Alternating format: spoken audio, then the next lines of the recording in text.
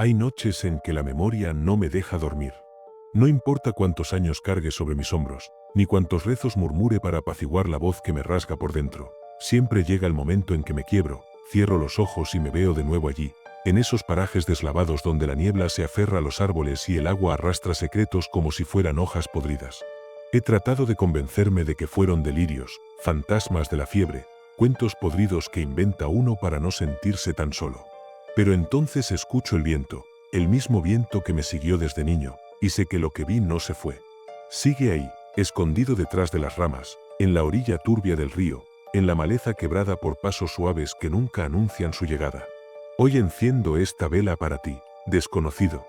Escucha con atención lo que se arrastra por mi sangre cuando cierro los ojos.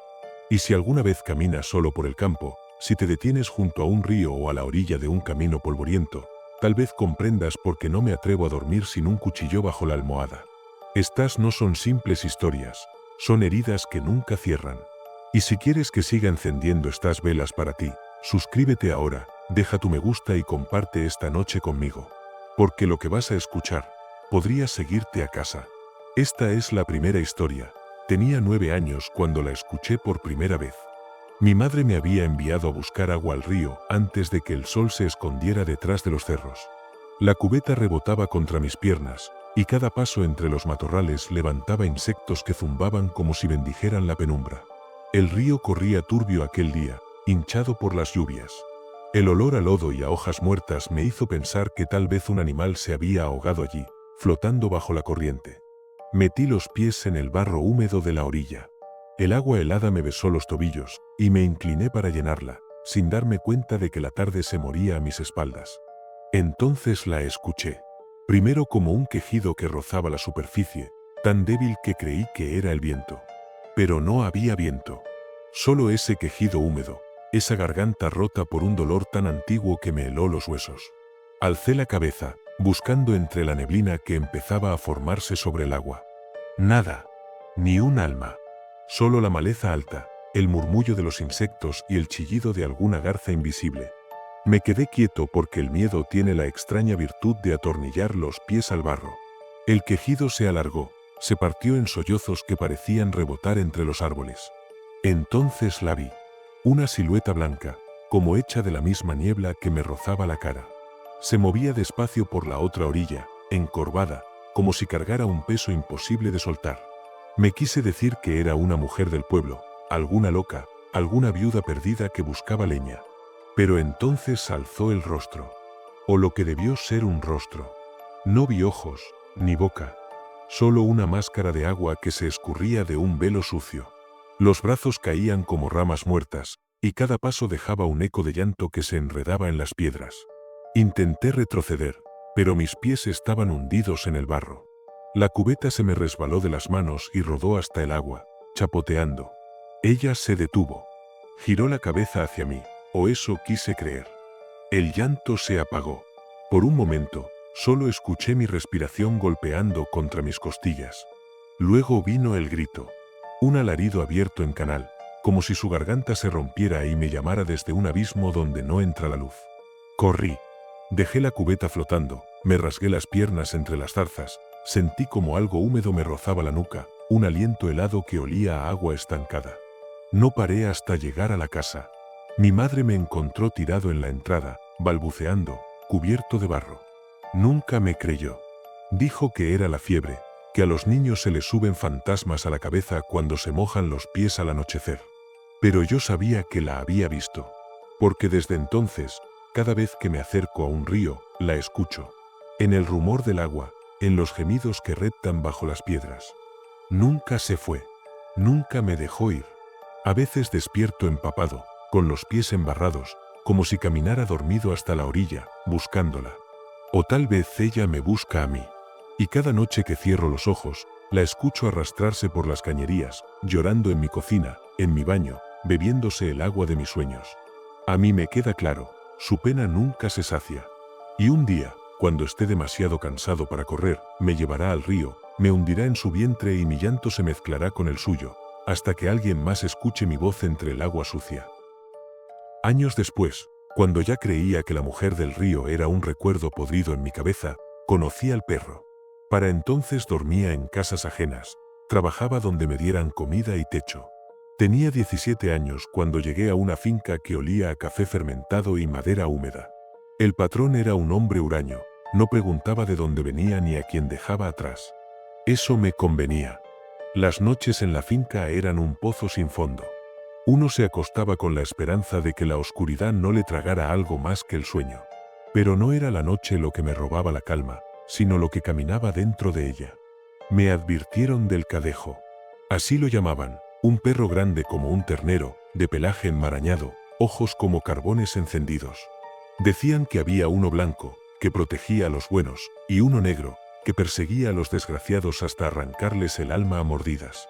Yo, que ya me sentía condenado, no esperaba la misericordia del blanco. Sabía cuál me seguía. La primera vez que lo sentí fue una madrugada. Había salido a mear detrás del galpón, cuando escuché un jadeo. No era un perro cualquiera. Era un aliento profundo, hirviente, mezclado con un hedor a azufre mojado. Lo vi entre los cafetales, dos brasas flotando, una silueta oscura que se deslizaba como sombra entre la neblina. Me miraba sin moverse, sin parpadear. Intenté ignorarlo. Me metí al catre, apreté los párpados. Pero en la madrugada, cuando la fiebre me vencía, lo escuchaba rondar la choza, rascando la puerta con uñas que parecían garras de hierro. A veces lo soñaba, sus fauces goteando un humo denso, su pelaje ardiendo de adentro hacia afuera. Una mañana encontré huellas junto a la ventana. Unas patas tan grandes como la tapa de un balde, marcadas en el barro. Nadie más las vio, o fingieron no verlas. Porque el miedo en esas tierras se fermenta en silencio, como el café olvidado. Pasaron semanas. Cada noche lo escuchaba más cerca. Una madrugada, lo vi parado junto a mi hamaca. Un perro de dos sombras, una proyectada por la luna, otra que se abría sola bajo su cuerpo, como un charco hirviendo. Me miró con esos ojos que no parpadeaban, y entendí que ya era tarde para escapar. Me incorporé, pero mis piernas no respondieron. El cadejo olfateó el aire, se acercó a mi cara. El hedor me quemó la garganta. No ladró, no gruñó, solo respiró sobre mí, como si quisiera aspirar lo que quedaba de mi coraje. Y entonces hizo algo que aún me eriza el cuero, se sentó junto a mi hamaca, como un guardián enfermo, como si me custodiara para que no muriera esa noche, sino otra. Desde entonces sé que me sigue. A veces, al caminar por la vereda, escucho sus patas detrás de mí. Cuando duermo en casas ajenas, me despierto con la marca de sus pezuñas en la tierra mojada bajo mi ventana. No viene a devorarme de una vez. Su hambre es lenta. Me roe el miedo como un hueso. Y cuando llegue mi última hora, sé que será su hocico lo que sentiré en mi cuello. Porque el cadejo nunca deja ir a los suyos. Y yo soy suyo desde aquella noche en que aspiró mi miedo hasta dejarme hueco por dentro. El último nombre que aprendí fue el de la Sayona. La conocí cuando ya tenía más arrugas que esperanzas, trabajando como velador de un aserradero que se tragaba hombres cada tanto. Decían que por esas veredas caminaba una mujer hermosa, vestida de blanco, que se aparecía a los infieles y a los borrachos para arrancarles la lengua o abrirles el vientre de un zarpazo. Yo no era ni marido de nadie ni bebedor empedernido, pero sí un solitario que llevaba su pecado cosido a la espalda. Tal vez eso bastó para que me eligiera. Una madrugada salí a patrullar los maderos, cuando vi su silueta junto a la carretera. Era alta, flaca como un junco. Su cabello le cubría la cara, y un vestido blanco se agitaba con un viento que yo no sentía. Me quedé inmóvil, con la linterna temblando entre mis manos. La apunté hacia ella, pero la luz no tocó nada. Era como si la tragara. Me di vuelta. No quise tentarla. Caminé de regreso, sintiendo sus pasos detrás.